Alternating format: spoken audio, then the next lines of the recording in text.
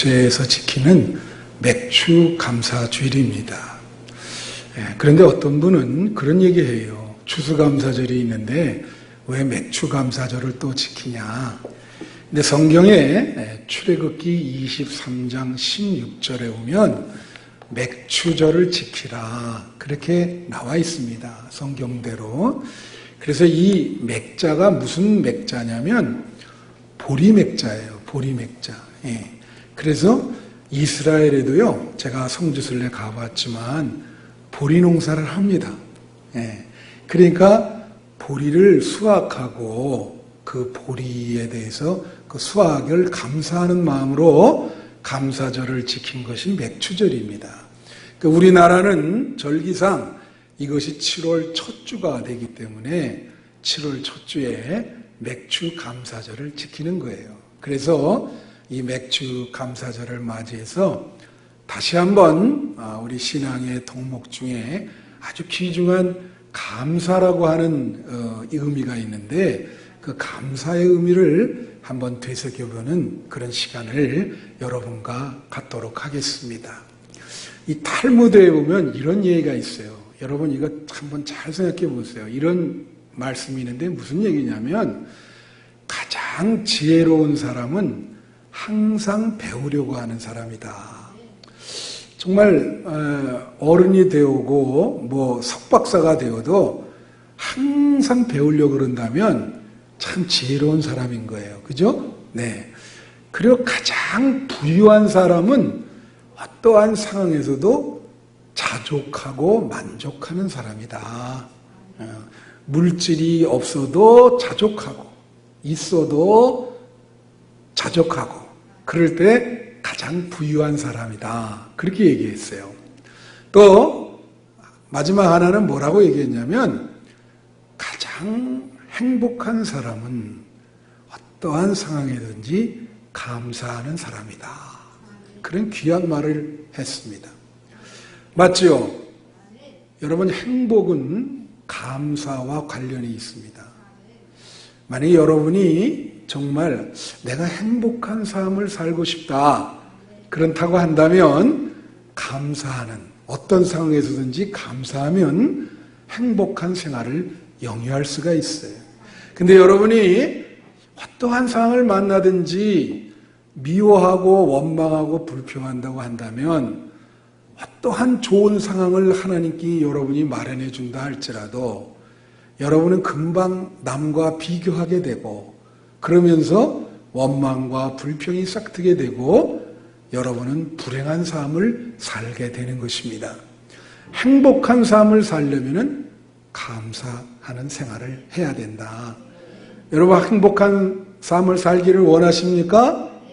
매 순간 감사하는 여러분이 되시기를 축원합니다. 오늘 본문 말씀에 보면요. 이런 말이 있어요. 범사에 감사하라. 이 범사라고 하는 말을 영어 성경에 찾아보면 in all everything이라 이렇게 나와 있어요. 범사.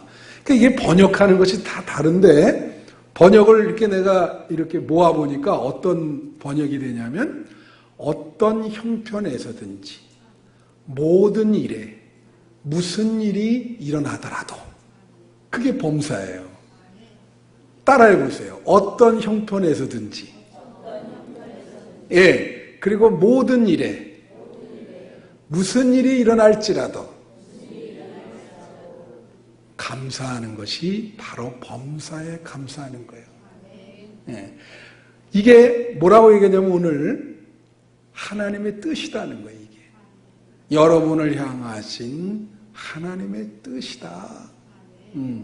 제가 일부 예배 때도 얘기했는데 여러분 우리가 하나님의 뜻에 대한 오용이 있어요. 그 뭐냐면 자꾸 사람들이 자기 생각을 갖고서 하나님의 뜻이 돼. 그 사람들한테 자꾸 얘기하면서 내가 생각하는 이게 하나님의 뜻이다. 그 제가 지금까지 여러 사람 만났는데요. 지지난주인가요? 신학교 교수님 한번 만나는 그분도 신학을 가르치면서 자기가 생각할 때는 이게 하나님의 뜻이다. 뭐 계시를 해주셨대나 기도했더니 천만의 말씀. 하나님의 뜻이 여러분에게 이렇게 쉽게 보여지지 않습니다. 자꾸 그것을 자기의 어떤 사리를 위해서, 사리 사역을 위해서 그 하나님의 뜻을 자꾸 남발하면 안 돼요. 근데 성경에 말해 이렇게 하나님의 뜻이다!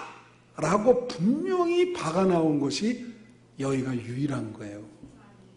뭐라고 얘기합니까? 항상 기뻐하라. 쉬지 말고 기도하라. 범사에 감사하라. 이것은 그리스도 예수 안에서 너희를 향하신 하나님의 뜻이다.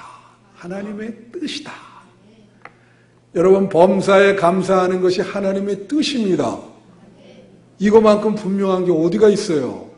어떤 일을 만나든지 모든 일에 어떤 형편에서든지 하나님께 감사하는 것이, 그것이 하나님이 여러분을 향하신 뜻이에요.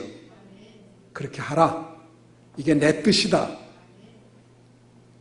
우리는 명심할 필요가 있습니다. 근데 이렇게 하나님의 뜻인 줄을 알면서도 잘 안 되지요. 하나님께 감사하는 것이 잘 안 됩니다. 여러분에게 오늘 말씀의 제목이 존재론적인 감사예요. 어떤 형편이든지 무슨 일이든지 모든 일에 감사하는 것을 저는 존재론적인 감사라 이렇게 칭해요. 어떤 사람은 이것을 절대 감사라 그렇게 얘기를 해요. 근데 저는 존재론적인 감사라 이렇게 표현하고 싶어요. 왜 그러냐? 이런 이유에서 그럽니다.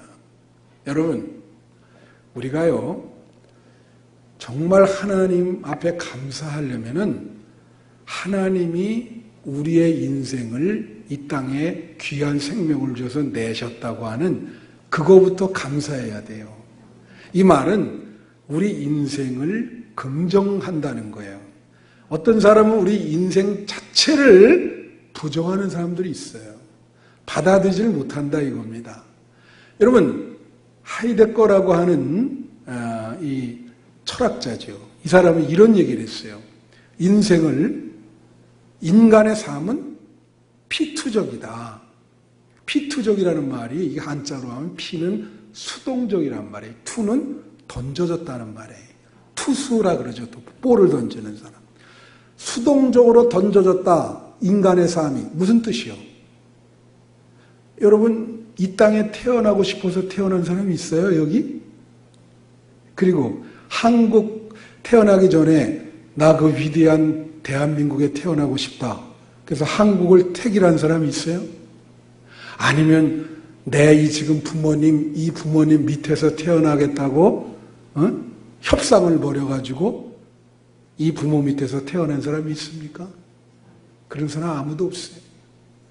내가 이 땅에 태어날 때 내가 계획하거나 원하거나 내가 이렇게 의도해서 의지로 태어난 게 아니에요. 태어나 보니까 한국에서 태어났고 이런 부모님 밑에서 태어났고 이런 상황에 처해진 거예요.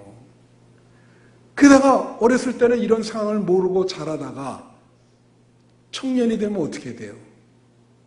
이 주어진 인생에 자기가 책임을 져야 돼. 그래서 혹자는 이렇게 얘기합니다. 아니, 내가 의도한 인생이 아닌데 왜 내가 책임을 져야 됩니까? 모순이죠, 사실. 이해합니다. 모순이라고 볼 수가 있어요.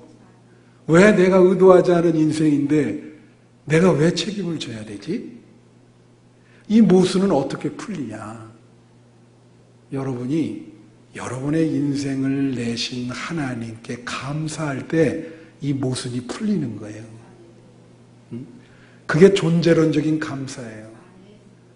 나는 뭔지 모르지만 하나님이 나라는 귀한 생명을 이 땅에 내셨습니다.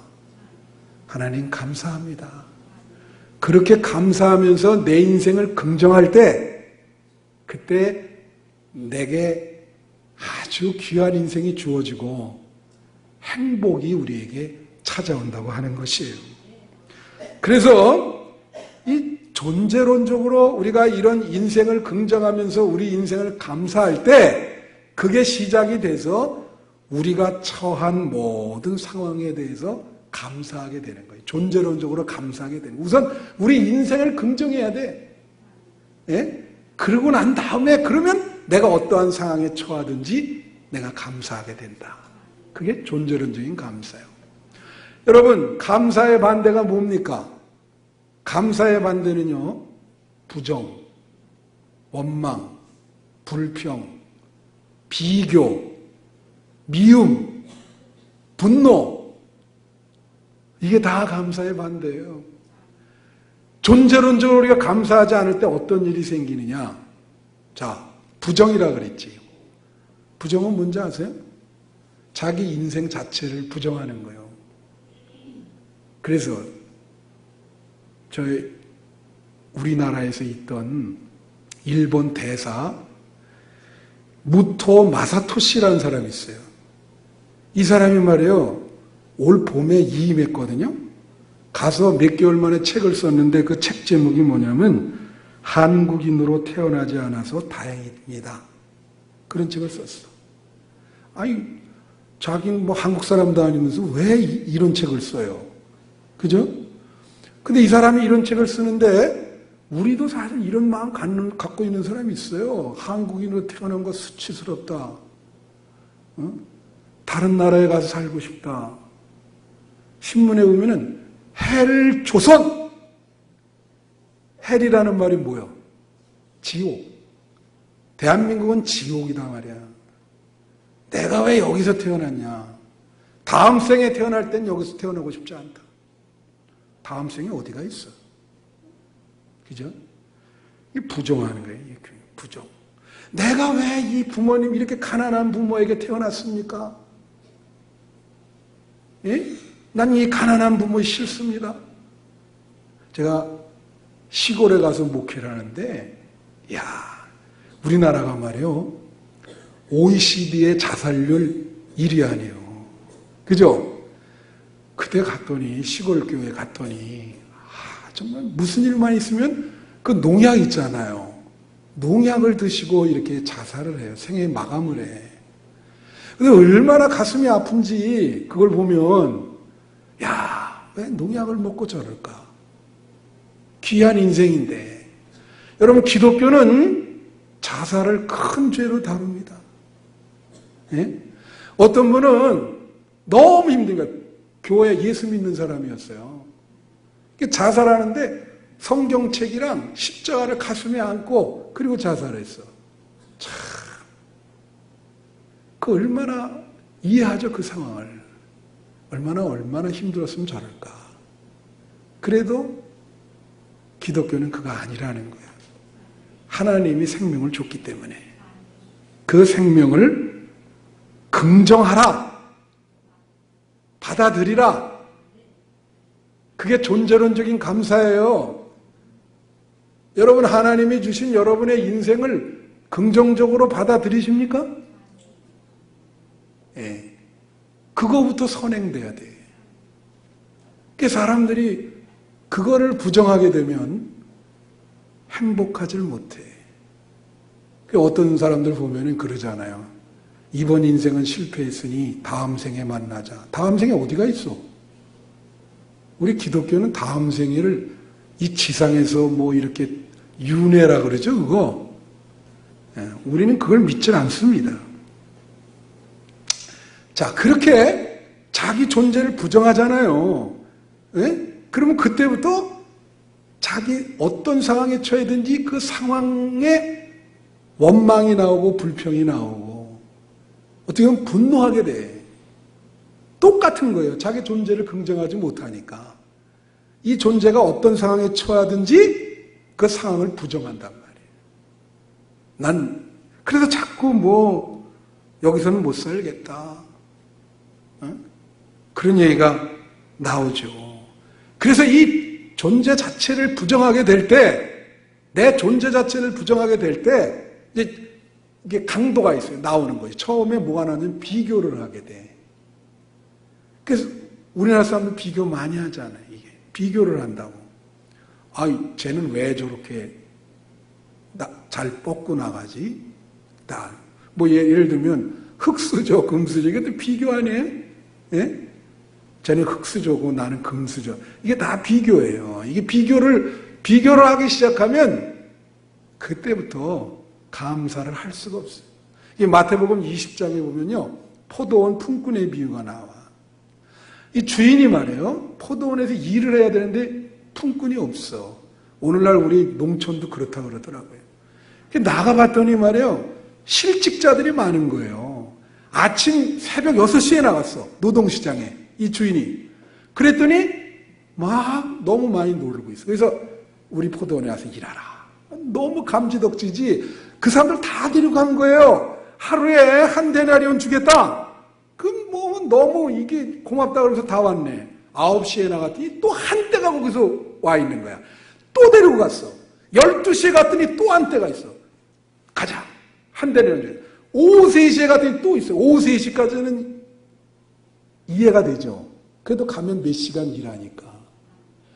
그런데 오후 5시에 또 간 거야. 5시에 사람들이 또 있네. 데려갔어. 1시간 일해서 그 사람들은. 그 비유에 의하면. 응? 6시에 끝나잖아요. 근데 주인이 말이야, 6시에 온 놈이나 오후 5시에 온 놈이나 똑같이 한 대나리온씩 주네. 6시와 10시와 12시에 온 애들이 화가 나야 안 나요?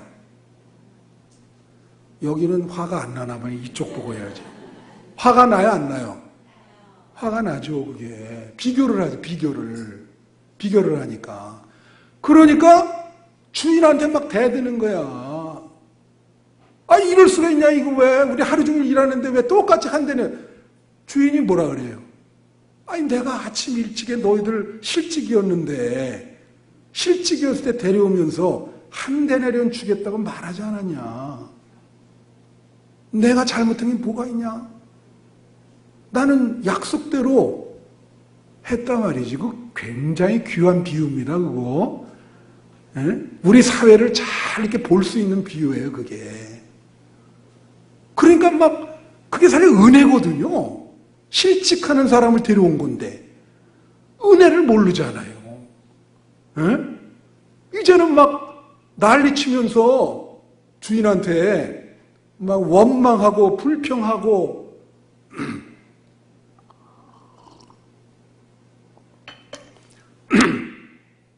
이 비교가 지나치면 원망과 불평이 생기는 거예요. 여러분, 원망과 불평의 차이점이 뭔지 아세요? 원망은요, 구체적인 대상이 있는 겁니다. 불평은 구체적인 대상이 없어요. 그냥 어떤 상황에든지 불평하는 거예요, 그냥. 이 불평이 습관이 되는 사람은 어디를 가도 다 불평이요, 그건. 똑같아. 이건 삶의 태도이기 때문에. 근데 원망은 대상이 있어요. 여러분, 40년 동안 이스라엘 백성이 광야 생활을 했습니다. 잘 생각해 보세요. 원래 그 사람들은 애굽에서 노예 생활을 했다고. 여러분, 노예라는 게 얼마나 힘이 듭니까? 네? 그들이 그 성을 쌓았거든요. 아침 새벽서부터 밤늦게까지 그 돌 날르면서 신음소리를 내니까 하나님이 보다 못해가지고, 야, 너네들 그렇게 고통스러운 삶을 내가 못 보겠다. 그래서 너희를 해방시켜 줄게. 그래갖고 이제 홍해를 건너서 데리고 온 거야. 야, 근데 그 40년, 사실은요, 그게 일주일 만에 갈 거리입니다. 제가 성지순례 갔다 왔지만 그 말이 맞아요. 일주일 만에 갈 거리라니까. 그거를 40년을 헤맸어요. 한번 생각을 해봐요. 왜 헤맸냐? 아니, 그렇게 해서 구해줬는데 이거는 계속 하나님 원망하는 거야. 왜 데려왔냐? 어떻게 해요, 하나님이? 노예에 있을 때를 했는데 자꾸 과거를 미화해. 거기선 고기를 먹었는데 이게 언제 고기 먹었어, 노예가? 언제 고기 먹었어? 남의 떡이 크다고. 그렇잖아요? 어떤 사람들 그러잖아요. 그래서 뭐 북한을 찬양하네. 그러면 그런 사람들 북한에 보내라. 북한의 삶이 그렇게 좋다 그러면 그런 애들 다 모아가지고 보내지. 그런 얘기 하지 않습니까? 그러니까 과거를 자꾸 그렇게 얘기하니까 언제 고기를 먹었냐 너네가. 그러니까 하나님한테 자꾸 고기 내놓으라는 거야. 그러니까 하나님이 매출하기도 주시고 해달라는 대로 다 해주는 거예요. 물 달라 그러면 물 주고, 양식 달라면 양식 주고, 고기 달라 그러면 고기 주고. 그런데도 한계가 없어요. 주면 줄수록 더 달라고 계속 하나님 원망하네. 하나님이 이건 아니다. 도저히 이건 할 수가 없구나. 그래서 그 40년 광야 생활 다 죽었어요. 그래서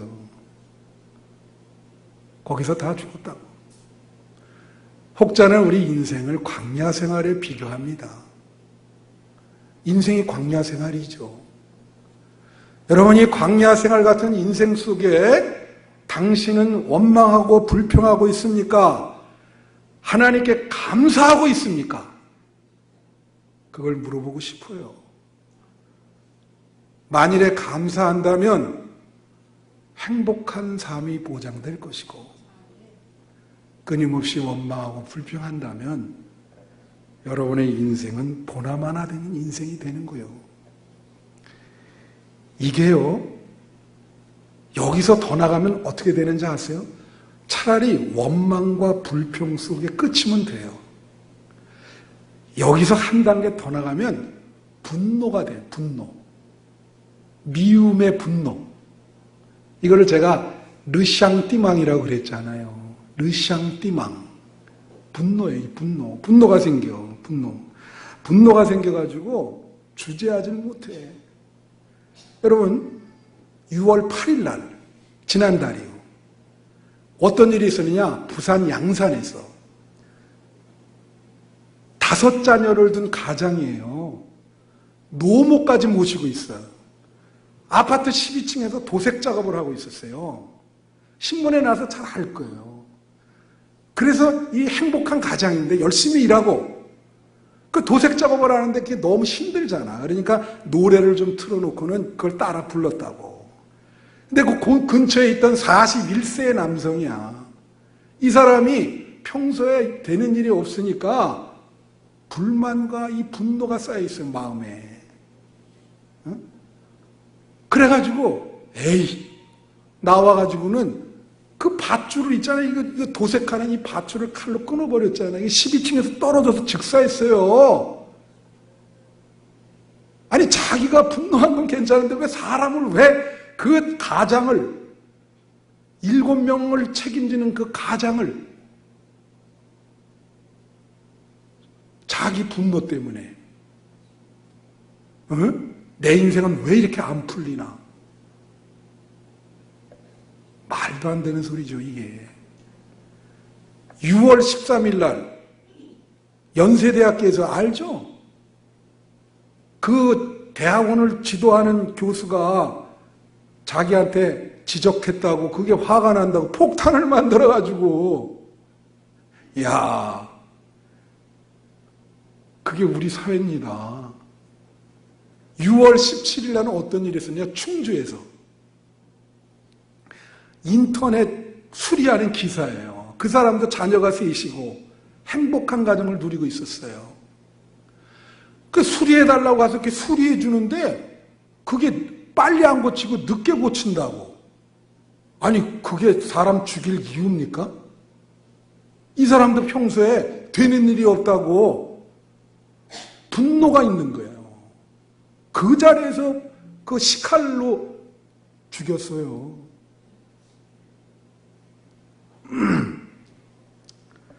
이거를 어떻게 해결하냐? 이것은 하나님에 대한 감사밖에는 해결이 안 돼. 인생에 대해서 하나님께 감사할 때 이 분노가 내려앉거든. 이 분노가.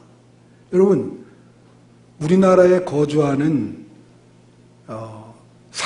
외국인들 상공회의소가 있습니다.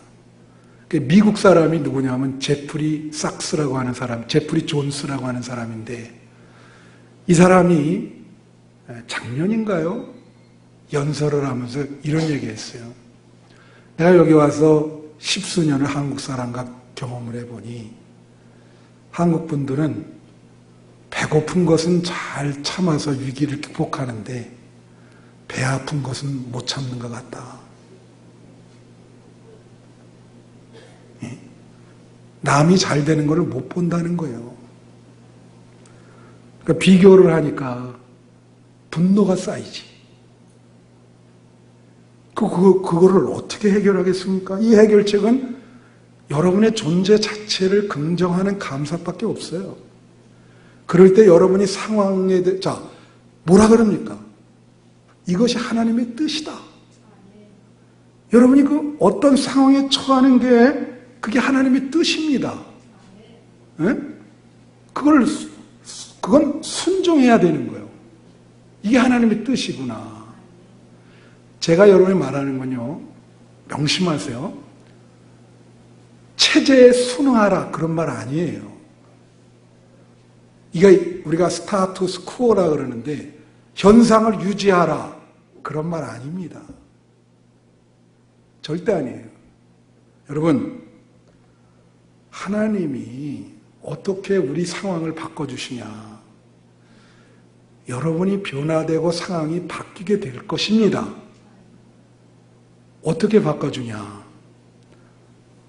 우리 상황에서 존재적인 감사, 내 상황에 대해서 하나님께 감사할 때, 그때 하나님은 우리 상황을 바꿔주는 거예요. 여러분, 금년이 마틴 루터가 종교개혁을 한 지 500주년입니다. 그러니까 사람들이 다 개혁에 대해서 얘기를 해요. 여러분, 인간은요, 개혁할 수가 없어요. 다 개혁하는 사람이나 개혁받는 사람은 똑같은 죄인이기 때문에. 그래서 루터가 종교개혁의 모토를 내걸은 거 뭔지 아세요? 오직 하나님의 말씀, 오직 하나님에 대한 믿음, 오직 하나님의 은혜. 거기 전부 뭐가 들어가 있어? 하나님이 들어가 있는 거예요. 하나님이 바꿔주셔야만 되는 거예요. 믿습니까? 여러분이 용을 써도 안 돼요. 여러분 지금까지 오는 동안 내가 원하는 상황을 얼마나 많이 맞이했습니까? 우리의 상황이라는 항상 내가 원치 않는 방향으로 나가는 거야. 그걸 존재론적으로 우리가 감사하면은 그 상황이 하나님이 바꿔주는 거예요. 좋은 방향으로. 믿습니까? 여러분, 멀린 캐로도스라고 하는 미국의 목사가 있습니다. 이 사람이 책 쓴 것 중에 감옥 생활에서 찬송 생활로라는 책이 있어요. 반드시 읽어보세요. 이 내용은 뭐냐? 이 사람의 목회 철학은 무조건 감사야. 평생 감사. 어떤 일인지 감사. 이분에게 이런 일이 있었어요. 이분은 편두통이 있는 거예요. 어렸을 때부터. 그게 유전인지 모르지만 편두통 안 알아본 사람 몰라요, 그거. 엄청 아픕니다, 이거. 갑자기 머리가 막 쥐어 뜯듯이 막 바늘로 찌르는 것처럼 아픈 게 편두통이요. 이분은 맨날, 그러니까 어느 때 하나님, 왜 나는 이렇게 편두통이 있습니까? 기도하는데 그런 표현을 쓰니까 하나님이 음성으로 그러시더래. 너 편두통에 대해서 한 번이라도 감사한 적이 있냐? 아니 주님, 어떻게 편두통에 대해서 감사합니까? 그것도 감사해야 돼. 감사해봐. 그래가지고 기도할 때 하나님, 나에게 편두통 주신 거 감사해요. 다른 사람한테 안 주고 나한테 주신 거 감사해요. 매일매일 그렇게 기도한 거예요. 한 달 내내. 한 달 딱 끝나니까 편두통이 싹 사라졌어. 그 사람이 지금 거의 한 80에 가깝거든요. 그 요 근래 쓴 글은 지금까지도 편두통이 한 번도 나타나질 않았다는 거야. 할렐루야. 이게 하나님의 역사인 거예요. 변화는 그렇게 일어나는 거야. 변화는. 개혁도 그렇게 일어나야 되는 거예요. 믿으십니까? 여러분 인생에 대해서 한번 아주 본격적으로 감사해 본 경험이 있어요? 그런 경험이 있으십니까? 내가 처한 상황에 대해서 한번 본격적으로 감사해 본 경험이 있으신지. 중요해요. 여러분, 말씀 마칩니다. 어떤 사람이 한국 사람으로 태어난 것을 원망해요. 불평해. 한국 사람으로 태어난 거 감사해 보세요. 그러면 하나님이 한국인이 누릴 수 있는 복 많이 여러분에게 주실 것입니다. 한국 사람만 독특하게 누릴 수 있는 복이 있죠. 응? 어떤 사람은 내가 왜 이런 부모 밑에서 태어났나? 이런 부모 밑에서 태어난 걸 감사해 보세요. 그러면 그것이 복이 될 것입니다. 내가 미안한 말이 어떤 사람 말이 보니까 천안에 사는 거를 원망하는 분이 있더라고. 그런 사람 봤어요. 서울에 안 살고 왜 천안에 사냐? 여러분도 그래요? 여러분 내가 여기 살아보니까 천안이 대한민국에서 제일 살기 좋은 데야. 왜 그런지 아세요? 여기 한 30분만 가면 바다가 있어. 한 10분만 나오면 농촌 시골이야.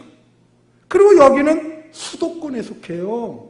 서울서 말이야. 한 시간 이내로 여기 도달할 수 있어요.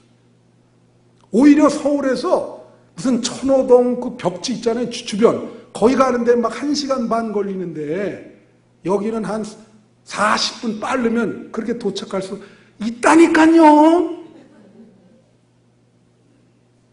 그래야 그래요. 여러분 천안에 사는 걸 감사해야 돼. 그 존재 자체를 부정하면 안 돼. 천안에 살면서 자꾸 천안에 사는 존재 자체를 부정하고 싶은 거야. 그래서 서울 가면 난 천안에 안 살아요. 충청도 말씨 안 쓰려고 노력해. 응? 할게와 안 할게를 할까 안 할까 막 이렇게 위장한다 그래서 그게 안 됩니까? 천안에 사는 걸 감사해 보라고요. 천안에서 누릴 수 있는 복을 하나님이 많이 주실 겁니다. 중요해. 여러분 한빛감리교회 다녀. 어떤 분들은 말이야 한빛감리교회 다니는 거를 참 싫어하는 분이 있어. 그러면 신앙생활이 어떻게 해요? 그건 아주 힘들지. 그렇지 않아요? 이 하나님이 여기 다니게 이렇게 만들어준 건데 그걸 감사해 보라고. 하나님 다른 교회도 아니고 이 한빛감리교회 다니게 된 거 감사합니다. 그런 마음 먹게 되면 여기 성전들 밟을 때부터 은혜가 충만히 임하는 거예요. 믿습니까? 이 성전들 밟을 때 내가 이 교회를 다니구나 감사해요. 하나님 기쁨이 넘치죠. 자꾸 일도 찾아서 하고 봉사의 기쁨을 누리고 하나님 나라의 공동체를 내가 같이 세워가는구나. 가족 같은 이 공동체의 일원이 되는구나. 얼마나 감사해. 얼마나. 여러분 절대 감사. 어떤 상황에 처하든지 존재론적으로 감사하세요. 존재 자체를 부정하지 마세요. 하나님이 여러분의 인생을 책임질 것입니다. 여러분의 인생을 축복의 길로 바꿔주실 줄로 믿습니다. 명심하시기를 바랍니다. 우리 다 같이 한 3분 동안만 하나님이 우리 인생을 내신 거에 대해서 감사하십시오. 거기부터 시작하는 겁니다. 3분 동안 기도하겠습니다.